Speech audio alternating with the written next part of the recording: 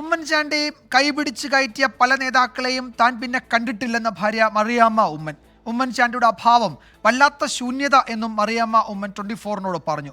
ഉമ്മൻചാണ്ടിയുടെ പേരിൽ വീട് നിർമ്മിച്ച് നൽകണമെന്നാണ് തന്റെ ആഗ്രഹമെന്ന് മകൻ ചാണ്ടി ഉമ്മൻ പ്രതികരിച്ചു.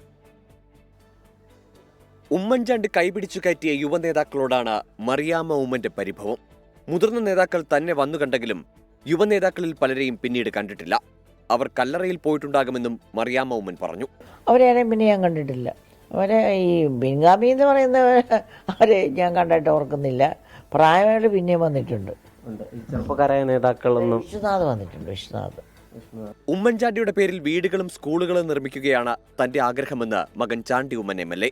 ഒരു വീടിന്റെ നിർമ്മാണം പൂർത്തിയായതായും ഇന്നല്ലെങ്കിൽ നാളെ ഇടുക്കി കഞ്ഞിക്കുഴിയിലെ ഉമ്മൻചാണ്ടി കോളനിയിൽ പിതാവിന്റെ പേരിൽ സ്കൂൾ നിർമ്മിക്കുമെന്നും ചാണ്ടി ഉമ്മൻ 24-നോട് പറഞ്ഞു. അദ്ദേഹത്തിന്റെ ഓർമ്മ തന്ന ഒരു ഊർജ്ജമാണ് ഇത്രയും എത്തിച്ചിരിക്കുന്നത്. അതിലുള്ള സന്തോഷം വെച്ചാൽ ആദ്യത്തെ വീട് പൂർത്തിയായി കഴിഞ്ഞു.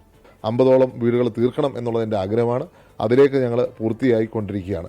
2-3 മാസത്തിനുള്ളിൽ പൂർത്തിയാവും വിചാരിക്കുന്നു. ഉമ്മൻചാണ്ടിയുടെ ഓർമ്മകൾ സംസാരിച്ചു തുടങ്ങും മുന്നേ മകൾ മറിയ ഉമ്മൻ വിങ്ങിപ്പൊട്ടി. ഭയങ്കര ബുദ്ധിമുട്ടായിരുന്നു. ഇതുവരെ അഡ്ജസ്റ്റഡ് ആകാൻ പറ്റിയിട്ടില്ല. കൂടുതൽ പറയാനൊന്നുമില്ല. ഒന്നാം ചരമവാർഷിക ദിനത്തിൽ 24-നോടൊപ്പം ഓർമ്മകൾ പങ്കുവെക്കുകയായിരുന്നു ഉമ്മൻചാണ്ടിയുടെ കുടുംബം. 24 തിരുവനന്തപുരം.